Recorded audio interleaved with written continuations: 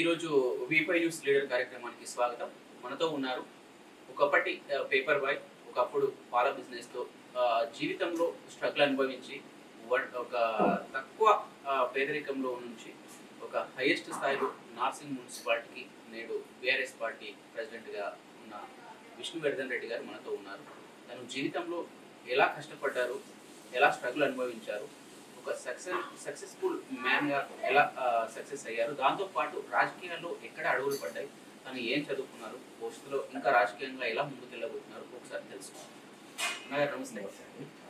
అన్న, ఒక paper బాయ్గా life start అయిన మీరు నేడు నార్సింగ్ మున్సిపాలిటీకి బీఆర్ఎస్ ఒక లీడింగ్ పార్టీకి, తెలంగాణలో ఒక ఫేమస్ పార్టీకి ప్రెసిడెంట్ అయ్యారు. ఎట్లా ఫీల్ అవుతున్నారు? చాలా హ్యాపీగా ఉంది. ఒకటి, మనిషి సాధన అనేది చాలా ఇంపార్టెంట్.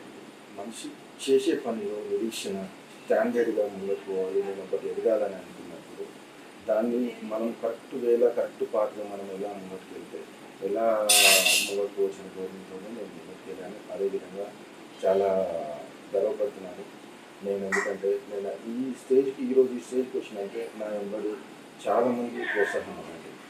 అదేవిధంగా నేను ఏమంటున్నానంటే ఎవరు ఏది చేసినా కానీ కరెక్ట్ పాత్వేగా తల్లిదండ్రులు చెప్పినట్టు తల్లిదండ్రులు లెక్కల ముంగటికి వెళ్తే అందరూ భవిష్యత్తు బాగుంటుంది. ఎలా లైఫ్ మీకు బాల్యం ఎలా గడిచింది? Family background?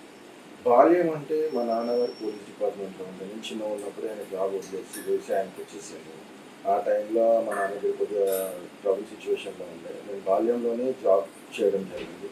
ఓషన్ పార్క్లో నేను 7th క్లాస్ హాలిడేస్ నుంచి జాబ్ చేసుకుంటూ ఇప్పటి వరకు నేను ఓషన్ పార్క్లో కాంట్రాక్టర్ జరిగినాను. ఇప్పటి వరకు నాకు ఓషన్ పార్క్ చాలా లైఫ్ ఇచ్చింది. ఆ ఓషన్ పార్క్ ఉన్న రోజు నేను వాళ్ళకి కృతజ్ఞతగా ఎప్పటికీ ఏదైనా అని నేను పనిచేస్తూనే ఉంటాను. ఏం చదువుకున్నారన్న? మీ స్టడీ ఎక్కడ జరిగింది? నేను చూడండి, మా చిన్న 7th క్లాస్ వరకు మన వికాస్ చదివాను. 7th తర్వాత నేను లంగరోజ్ మోడల్ స్కూల్లో చదివాను. ఆ తర్వాత నా ఇంటర్మీడియట్ మన గౌతమ్ అకాడమీలో చదివింది. డిగ్రీ బీకామ్ నేను ఏవి కాలేజీ చదివాను. ఎలా చేస్తా అంటే కొంతమందికి స్టడీ అంటే స్కూల్ లైఫ్ అయినా కాలేజ్ లైఫ్ అయినా ఒక ఫ్యామిలీ బ్యాక్గ్రౌండ్ ఉంటుంది, ఫ్యామిలీ ప్రోత్సాహం ఇస్తుంది. అట్లాంటి మూమెంట్లో మనం మీ లైఫ్లోకి సంబంధించి మీకు స్టడీ ఎలా జరిగింది? ఎవరు సపోర్ట్ ఇచ్చారు? మీరే ఓన్గా కష్టపడ్డారా లేకపోతే ఎవరైనా సపోర్ట్ చేశారా? ఎట్లా? నాకంటూ మా నాన్నగారు బాగానే సపోర్ట్ చేశారు, మా అమ్మగారు కూడా బాగానే సపోర్ట్ చేశారు. కాకపోతే సొంతంగా నేను ఓషన్ పార్క్లో జాబ్ చేసుకుంటూ చదవడం జరిగింది. అప్పుడున్న సిచ్యువేషన్లో నాకంటూ ఎడ్యుకేషన్ తర్వాత ఒక బాల్యంలో ఉన్న ప్రతి ఒక్క బాల్యంలో ఆడే క్రీడలు కానీ ఇవన్నీ మేము ఏం చేయలేని పరిస్థితి అయిపోయాము. అప్పుడున్న పరిస్థితులు అలాంటివి మావి. ఆ పరిస్థితుల వల్లనే మేము చాలా కష్టపడి ఇక్కడికి పోవాల్సి వచ్చింది. మీరు చదువుకున్న మూమెంట్లో మీకు ఎలా కష్టపడ్డారు, ఎలా ఎలా ముందుకెళ్ళారు?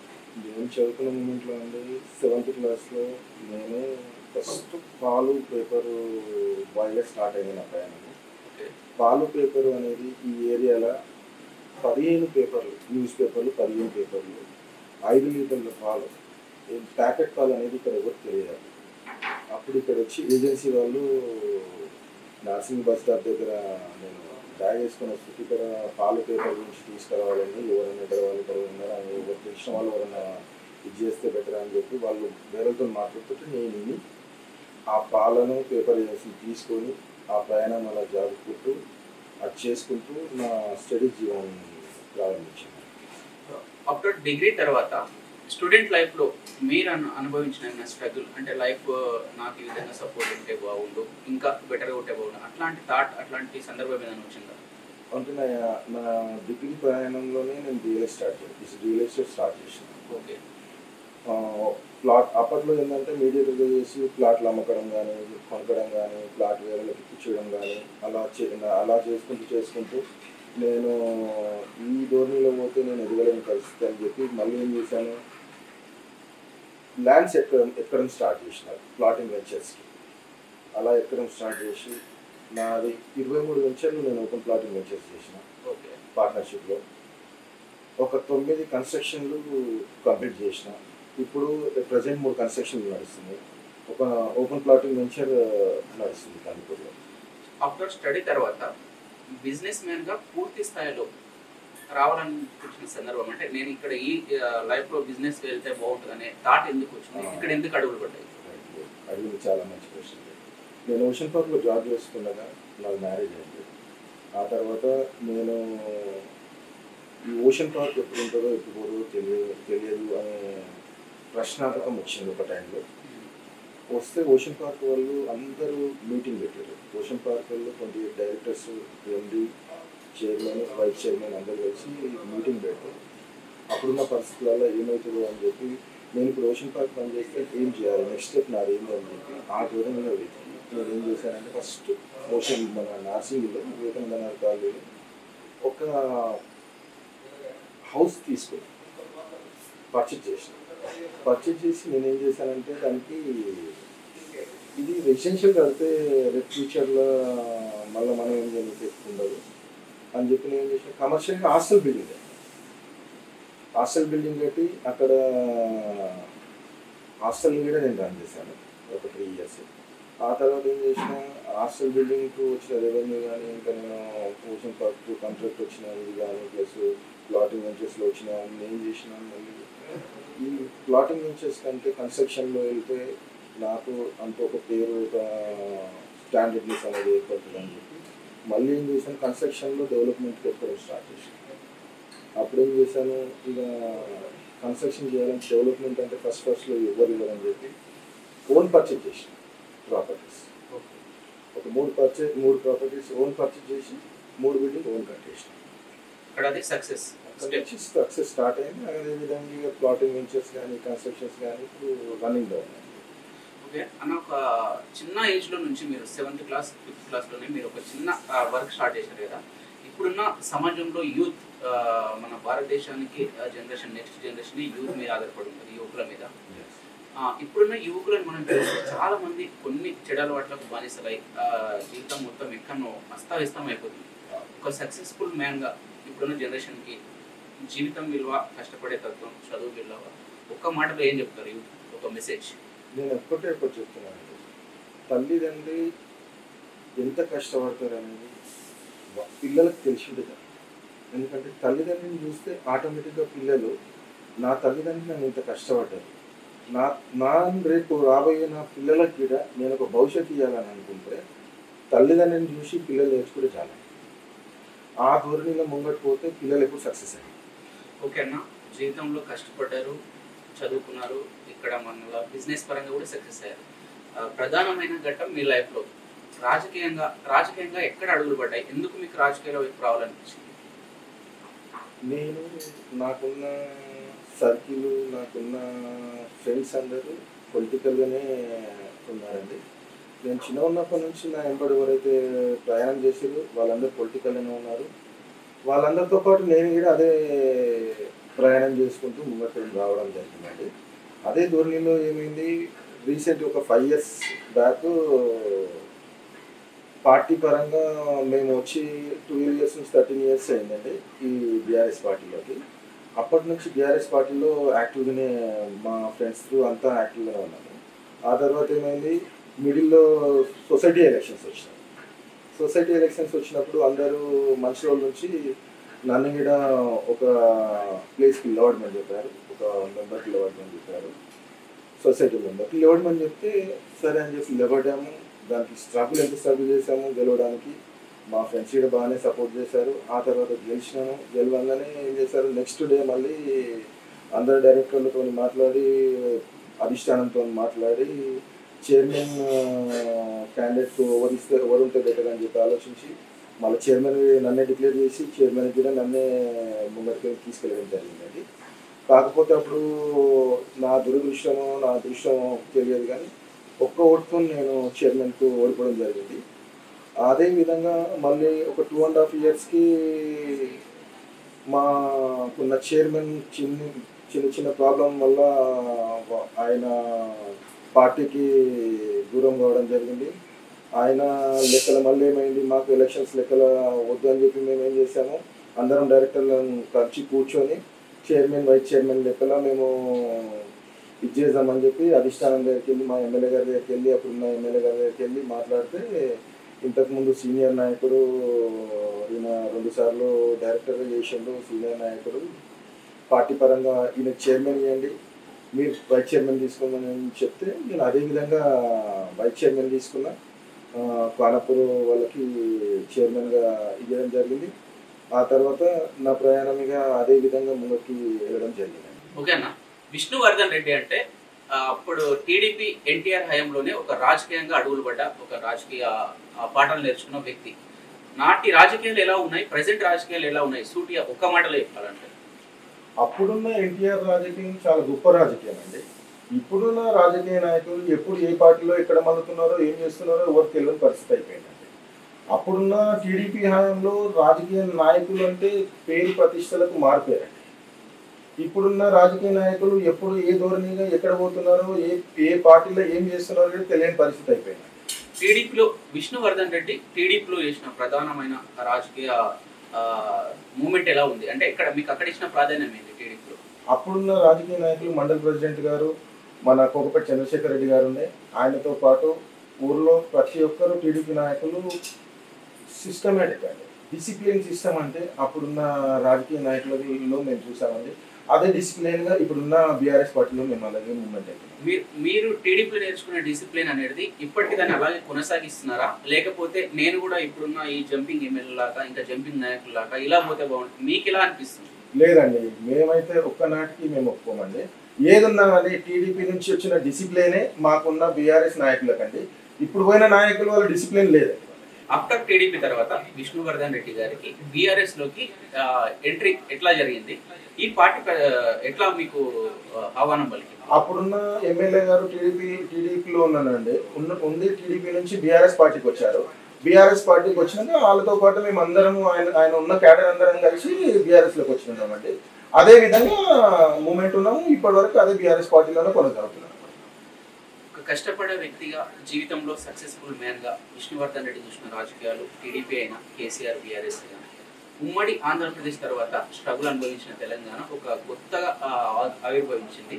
ఈ తెలంగాణ రాష్ట్రంలో 2019లో టీఆర్ఎస్ నాటి టీఆర్ఎస్ గవర్నమెంట్ ఫామ్ అయిన తర్వాత ఆ 10 years లో జరిగిన డెవలప్మెంట్ గురించి సూటిగా ఏ విధంగా చెప్తారు? మన ఇండియాలోనే అండి, మన తెలంగాణలో ఫస్ట్ పొజిషన్ నిలబెట్టిన వ్యక్తి మన కేసీఆర్. అది అన్ని పార్టీలు ఒప్పుకోవాల్సిందే. ఇంకా అంతకంటే నేను చెప్పాల్సింది.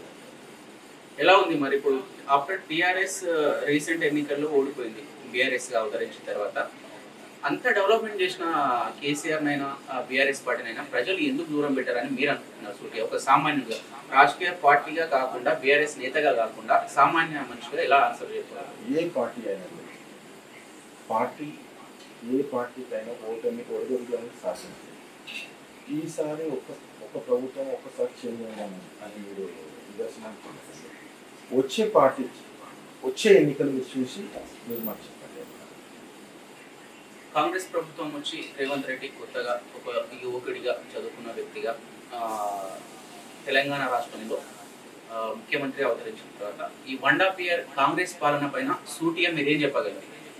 ఈ 1.5 year రేవంత్ రెడ్డి గారి పాలనలో వాళ్ళు ఉన్న మినిస్టర్లే వాళ్ళకు ఏ మినిస్టర్ పదవి ఉంది, ఏ పదవిలో నేను ఏం చేయాలనే సిస్టమేటిక్ సిస్టమ్ అనేది మన రేవంత్ రెడ్డి గారు ఏ దగ్గర ఏ మినిస్టర్ కూడా ఏ దిశానిర్దేశాలు ఇస్తున్నారని నాకు తెలియదండి. మంత్రివర్గం పూర్తి స్థాయిలో ఇంకా విస్తరించలేదు.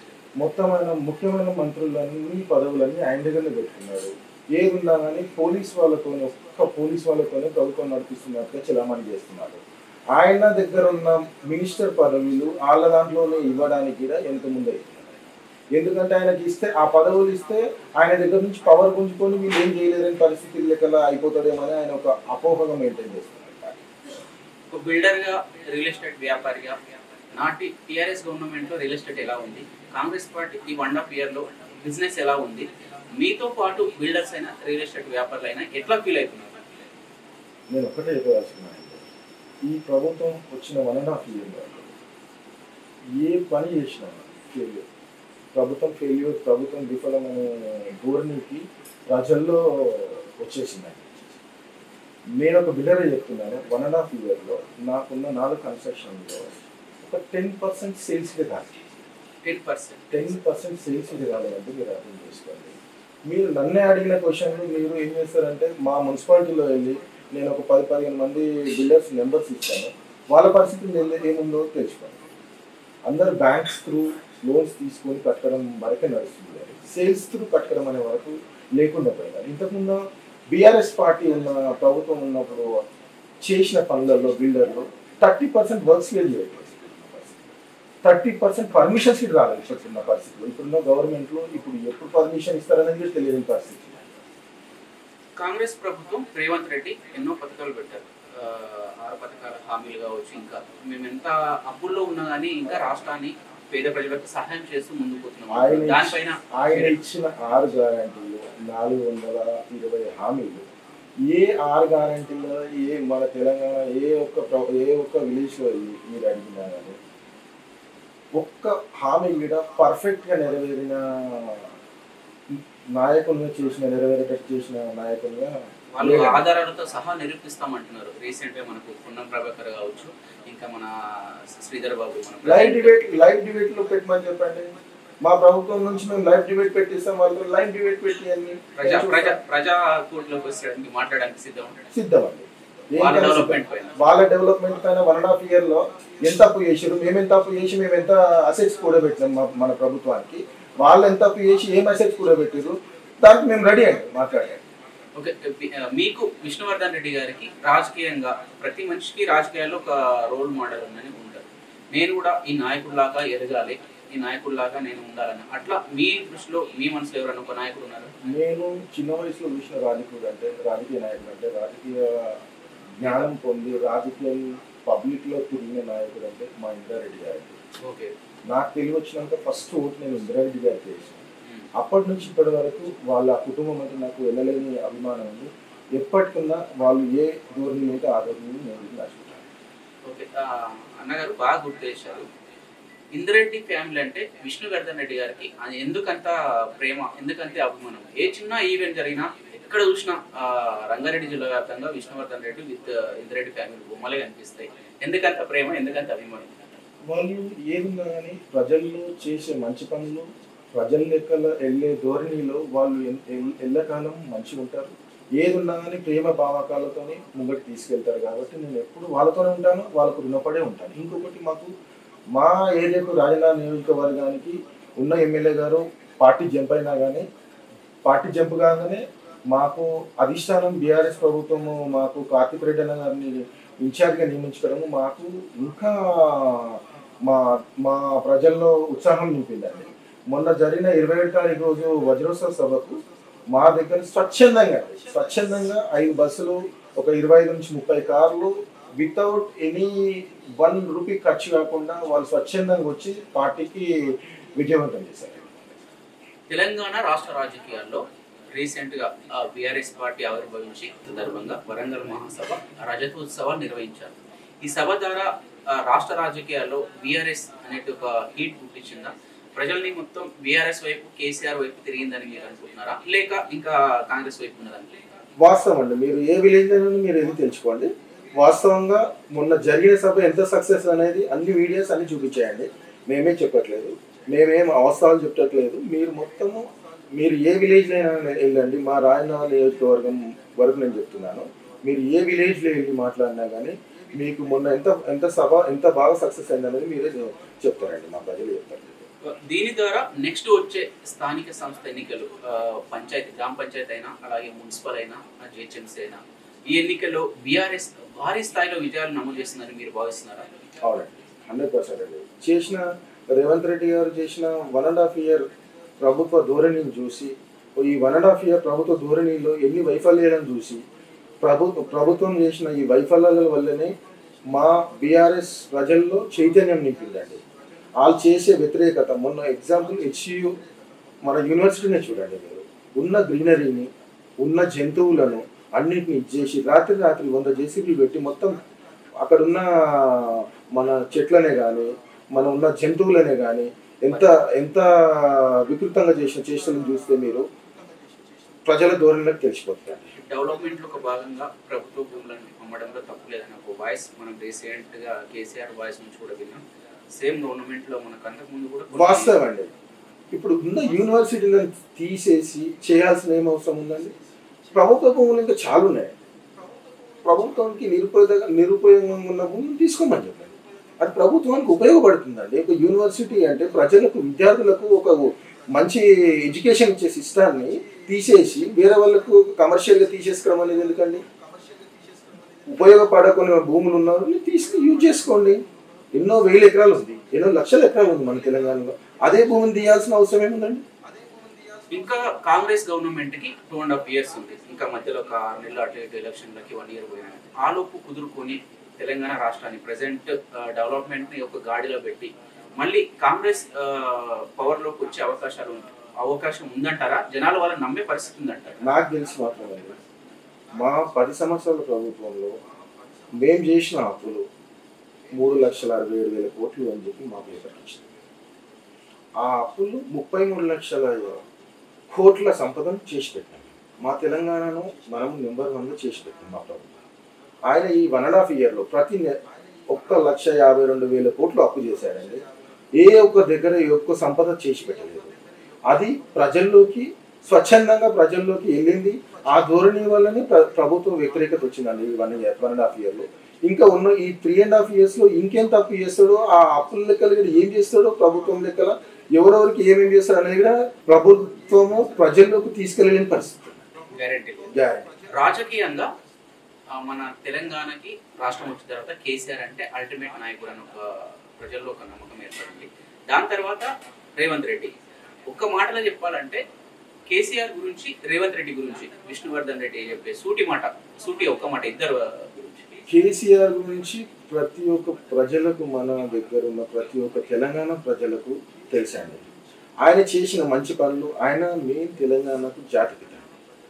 మనం తెలంగాణను ఉమ్మడి ఆంధ్రప్రదేశ్ నుంచి సపరేట్గా చేసి అప్పుల కూడికలకు పోతుందన్న మన తెలంగాణను మన సెంట్రల్ గవర్నమెంట్ నుంచి ఏమి ఆశించకుండా నిధులు, నియామకాలు అన్ని విధాలుగా మన జనాలకు తీసుకెళ్ళి ముంగటి తెచ్చి ఆయన సకాలంలో 10 సంవత్సరాల్లో మన తెలంగాణ స్టేట్ను నెంబర్ 1గా చేసి రైతులను రైతు వ్యవసాయం ప్రత్యేకంగా వ్యవసాయానికి విలువలిచ్చి, వ్యవసాయానికి సపరేట్గా కేటాయించి, వ్యవసాయానికి ఉన్న మన బియ్యమే రైతులను రాజులు చేసినట్టు బియ్యమే చూడండి మీరు. మన తెలంగాణ ఏపీ నెంబర్ 1 ఉంటుంది మన వడ్లను పండించడంలో. మన ఇండియాలోనే నెంబర్ 1 స్థాయికి తీసుకొచ్చి మన శ్రీలంకకి మన దగ్గర నుంచి ఎక్స్పోర్ట్ చేసేది. మన కరువు వచ్చినప్పుడు మన ప్రభుత్వం, మన ఇండియాలో ఏ ప్రభుత్వం కూడా చేయలేదు, ఏ స్టేట్ ప్రభుత్వం కూడా చేయలేదు. మన తెలంగాణ ప్రభుత్వమే మనం ఎక్స్పోర్ట్ చేసి మనం ఇచ్చినాం వారికి. అంటే అంత రైతులను అంత గొప్పగా చూసి మన తెలంగాణ రైతులను తెలంగాణకే రాజులను చేసింది. ప్రపంచానికి పరిచయం చేసుకోవడంలో మన తెలంగాణ నెంబర్ 1 ఉంది. మన తెలంగాణ దగ్గర అన్ని ఉన్నాయి. మన తెలంగాణ రైతులు ఎంత ముంగడికి వెళ్తారు, ఎంతవరకు తీసుకెళ్తారు అనేది చూపించిండు. అదే విధంగా ప్రజలకు అర్థమయ్యేటట్టు చేసింది. అదే రేవంత్ రెడ్డి, ప్రస్తుతం సీఎం రేవంత్ రెడ్డి గురించి ఒక్క మాట చెప్పాలంటే ఏం చెప్తారు? రేవంత్ రెడ్డి అంటే డిజాస్టర్ ప్రభుత్వం అండి. ఆయన గురించి మేము ఎక్కువ చెప్పదలుచుకోలేదు. ఎందుకంటే ఆయన చేసిన ఏ ఒక్క పని కూడా సక్సెస్ కాలేదండి. ఆయన గురించి మీరు మమ్మల్ని అడగడమే కరెక్ట్ కాదు. ఇంద్రన్న ఫ్యామిలీకి మీకు ఒక మంచి సంబంధం, రాజకీయంగా అయినా వ్యక్తిగతంగా అభిమానకరంగా. ప్రజెంట్ మన రంగారెడ్డి జిల్లాకు ఒక బీఆర్ఎస్ పార్టీ నుంచి పెద్ద సపోర్ట్గా ఉన్న వ్యక్తి సబితమ్మ. సబిత మేడం ఆధ్వర్యంలో మీ పార్టీ ఇంకా ఎట్లా ముందరికి వెళ్ళిపోతుంది? ఇంకా భవిష్యత్తులో మన రాజేంద్ర నగర్ కావచ్చు, మన జిల్లా వ్యాప్తంగా బీఆర్ఎస్ని ఎట్లా డెవలప్మెంట్ చేయబోతుంది? మా సబితమ్మ అంటే ప్రతి గడపలో ప్రతి ఒక్కరు ఆమె లెక్కల ఉపాధి లెక్కలు పొందిన వాళ్ళే ఉన్నారు. వాళ్ళు 40 సంవత్సరాల నుంచి మా దగ్గర మా రంగారెడ్డికి ఎనలేని సేవలు చేస్తున్నారు. వాళ్ళ చేసిన సేవలను ప్రతి ఒక్కరు గుర్తించి ఇప్పటికి కూడా మా సబితమ్మను ఎప్పటికీ మా రంగారెడ్డి డిస్టిక్లో నెంబర్ 1గా నిలబెడుతున్నారండి. ఆమె ఇచ్చిన 60 గజాల పట్టాలే కానీ ప్రతి ఊర్లో ప్రతి ఇంటికి ప్రతి ఒక్క జనాలకి మేలైనాయండి. ఆ 60 గజాల్లో ఉన్న ప్రతి ఒక్క కాలనీలకు ఇల్లు అని మేము పెట్టుకున్నాం. అంత గొప్ప మేధస్సు శక్తి, అంత గొప్ప మేము అంటలేదు, ప్రజలే అంటున్నారండి. సబితమ్మను ఒక మన తెలంగాణ దేవత తర్వాత మరి ఇంకొక తెలంగాణ దేవత మన రంగారెడ్డి డిస్టిక్లో పుట్టింది, వెలిగింది, వెలుగుతుంది అని చెప్తున్నారు. ఓకే, విష్ణువర్ధన్ రెడ్డి గారికి బీఆర్ఎస్ పార్టీ ఇంకా 2.5 years అయితే గవర్నమెంట్ పీరియడ్ అయిపోతుంది. 3.5 years. ఆలోపు 1 year మొత్తం ఎలక్షన్స్ కి అయిపోతుంది. బేసిక్ లో మనం మాట్లాడుకుంటే మీకు నార్సింగ్ మున్సిపాలిటీ నుంచి మీరు కనుక బీఆర్ఎస్ పార్టీ నుంచి అధికారంలోకి వచ్చి చైర్మన్ గా అయితే ఈ నార్సింగ్ మున్సిపాలిటీని నా దృష్టిలో, నా వ్యూలో ఇట్లా డెవలప్మెంట్ చేయాలి, ఈ ఏరియాని ఇట్లా డెవలప్మెంట్ చేయాలి అన్నట్టు ప్రత్యేకమైన థాట్స్, ఆలోచనలు ఏమైనా ఉన్నాయి? నేను ఒకటే అండి, నేను మున్సిపల్ చైర్మన్ అయితే ఫస్ట్ ప్రతి ఊరికి వాటర్, ఏ ఒక్క ఇంటికి కూడా వాటర్ స్కేర్సిటీ లేకుండా ఒక 1 monthకు వాటర్ ఎంత కన్జ్యూమ్ అవుతుంది ఏ విలేజ్కి, ఫస్ట్ అదంతా వాటర్ బోర్డ్ చైర్మన్ దగ్గరికి ఒక ప్రణాళిక సిద్ధం చేసి ఆ సిస్టమేటిక్గా ఒక్క ఇంట్లో ఎంతమంది ఉంటున్నారు, ఎంతమందికి ఎంత వాటర్ యూజ్ అవుతుంది, ఆ ధోరణి వెళ్ళి ప్రతి ఇంటికి వాటర్ ఫస్ట్ సక్సెస్ఫుల్ చేస్తాను. ఆ తర్వాత పవర్ అండి, పవర్ ఫ్లక్చుయేషన్స్ అనేది చాలా ఈ రీసెంట్ 1.5 yearలో ప్రతిరోజు ఒక 2 to 3 times మినిమం మా విలేజ్లోనే అండి. మా విలేజ్ ఎంత డెవలప్ ఉందో ఆ డెవలప్ ఉన్న ఏరియానే పోతుంటే ఇప్పుడు విలేజ్లలో నేను చెప్పదలుచుకోలేదండి. మీరు విలేజ్లలో వెళ్ళి మీరు ఒక్కసారి రైతులనే కాదు ప్రతి 2 ఇంట్లోకి ఒకరిని వెళ్ళి మీరు గ్రహిస్తే ప్రతి ఒక్కరు చెప్తారండి ఎంత నిరాశ ఉన్నారు ఈ ప్రభుత్వం మీద, ఈ ప్రభుత్వ వైఖరి మీద ఎంత నెగిటివ్ ఉన్నారని మీరు చెప్తారండి. విష్ణువర్ధన్ రెడ్డి పొద్దున్న లేస్తే సాయంత్రం వరకు కార్తీక్ అన్న అని కొన్ని సందర్భాల్లో మేము జనాల్లో మీడియా మీటింగ్లో అయినా జనాల మీటింగ్లో అయినా మనం వింటూ ఉంటాం. ఎందుకు మీకు కార్తీక్ రెడ్డి అంటే అంత అభిమానం, ఏంటి మీకు అనేది సంబంధం? విష్ణువర్ధన్ రెడ్డి గారికి కార్తీక్ రెడ్డి అంటే ఎందుకంత అభిమానం? మేము చాలా ప్రెస్ మీట్లో అయినా పబ్లిక్ మీటింగ్లో అయినా సరే వింటాం. ఎక్కడ పోయినా అన్న గురించి మాట్లాడడం, అన్న వెనకాల సపోర్ట్గా ఉండడం, ఎందుకు ఆయనకు మీకున్న ఒక రిలేషన్ ఏం చేస్తుంది? మాకు ఇప్పుడే కదండి, మా ఇంద్రన్న నాకు తెలుగు వచ్చినాక మా ఇంద్రన్న చేసిన మంచి పనులే కానీ, మా సవితమ్మ మేడం చేసిన మంచి పనులే కానీ, నెక్స్ట్ సవితమ్మ తనయుడు, ఇంద్రన్న తనయుడు అంటే జనాలలో ఎన్నలేని అభిమానం. ఆ అభిమానం కూడగట్టుకున్నాక మా పార్టీ అధిష్టానం మా కార్తీక్ అన్న గారికి టికెట్ డిక్లేర్ చేసింది. రాజన్నగర్ నియోజకవర్గం నుంచి 3 సార్లు మీడియాలో లైవ్లో మా కేటీఆర్ సార్ గారు, మా కేటీఆర్ గారు వర్కింగ్ ప్రెసిడెంట్ గారు మా కార్తీక్ అన్న పేరుని డిక్లేర్ చేసింది. కాబట్టి ఆయన ఉన్న ధోరణిలో, ఆయన చేసిన మంచి పనిలోని మా కార్తీక రెడ్డి అని అంటే ఒక బ్రాండ్ అండి మా బీఆర్ఎస్. ఇప్పుడున్న సిస్టంలో, ఇప్పుడున్న బీఆర్ఎస్ రాయనగర్ నియోజకవర్గం ఇన్ఛార్జ్ అనే ఒక మాట రాగానే ప్రతి ఒక్క యూత్లో అండి ఫాలోయింగ్ చాలా ఉంది మా కార్తీక్ అన్న. అదేవిధంగా మా కార్తీక్ అన్న టికెట్ డిక్లేర్ చేసినందుకు మేము చాలా హ్యాపీగా ఉన్నాం. మా సవితమ్మ తనయుడు అనగానే ప్రజల్లో సవితమ్మ చేసిన కంటే మేలుగా ఈ 5 సంవత్సరాలు ఆయనకు మేము మా ఎమ్మెల్యేగా చూడాలనుకుంటున్నాం. కాబట్టి ఆయనకు ఎమ్మెల్యేగా 1,00,000 ఓట్ల పైన మెజారిటీతో మేము గెలిపించాలని అనుకుంటున్నాం. కాబట్టి ఆయనకు ఎప్పుడు మేము సపోర్టివ్ ఉంటాం. ఆయన లెక్కలనే చేసిన ఆయన ఏ ఒక్క పని ఏమన్నా కానీ, ఆయన ఏ ఒక్క అధిష్టానం లెక్కల ఏ ఒక్క పిలుపునిచ్చినా కానీ ఆయన లెక్కల ప్రతి మేము శిరసాహించి ముంగట్టుకెళ్తాం. ఓకేనా, రీసెంట్గా మనకు రాజేంద్రనగర్ నియోజకవర్గం నుంచి ప్రకాష్ గౌడ్ బీఆర్ఎస్ పార్టీ నుంచి గెలిచిన వ్యక్తి. అక్కడ ఆయన క్యాడర్ కూడా ఇప్పుడు ప్రకాష్ గౌడ్తో ఉందంటారా? ఒకవేళ ఇప్పుడు కార్తీక్ రెడ్డి గారికి రాజేంద్రనగర్ నియోజకవర్గం టికెట్ ఇచ్చారు, నెక్స్ట్ ఎన్నికల్లో ఈ క్యాడర్ బీఆర్ఎస్ క్యాడర్ అలాగే ఉందంటారా, లేకపోతే మళ్ళీ ప్రకాష్ గౌడ్ వెనకాల వెళ్ళారంటారా? ఏ విధంగా కార్తీక్ రెడ్డి గెలిచే అవకాశాలు ఉన్నాయి, ఎంతవరకు? మీరు మొన్న 20 సంవత్సరాల రజతోత్సవం చూశారు. మా రాజేంద్రనగర్ మున్సిపాలిటీ కాకుండా మా నియోజకవర్గం నుంచి మీరు ఎంత బ్రహ్మరథం బట్టి మా కార్తీక్ అన్న మీద మైలాదేవపల్లి డివిజన్ నుంచి అతి సామాన్యుని లెక్కల ఆర్టీసీ బస్సులో ప్రయాణం చేసి సభకు వచ్చారండి. మీరు మా రంగారెడ్డి డిస్ట్రిక్ట్ నుంచే 2,50,000 నుంచి 3 లక్షల జనాలు బ్రహ్మరథం పట్టి మీ ఆ ఒక్క బ్రహ్మరథం పట్టిన జనాలను చూసే మీరు పార్టీలో నుంచి మా పార్టీలో జనాలు ఏ విధంగా మెసులుకుంటున్నారు, ఏ విధంగా ఉన్నారని మీరు తెలుసుకోవచ్చు. 100% రాజేంద్రనగర్ నుంచి కార్తీక్ రెడ్డి గెలవబోతున్నారు. 100% అండి. 1,00,000 ఓట్ల మెజారిటీ మినిమం అండి మేము ఇస్తున్నాం. 1,00,000 ఓట్ల. 1,00,000 ఓట్ల మెజారిటీ మినిమం. విష్ణువర్ధన్ రెడ్డి గారు ఈ మున్సిపాలిటీ మీరు వేరే పార్టీ ఉన్న నార్సింగ్ మున్సిపాలిటీకి భవిష్యత్తులో మీ పార్టీ అధికారంలోకి వచ్చినా ఒకవేళ రాకపోయినా ఎట్లాంటి ఇక్కడ డెవలప్మెంట్ చూడాలనుకుంటున్నారు? ఈ జనాలకు మీరు ఏం చేయాలనుకుంటున్నారు?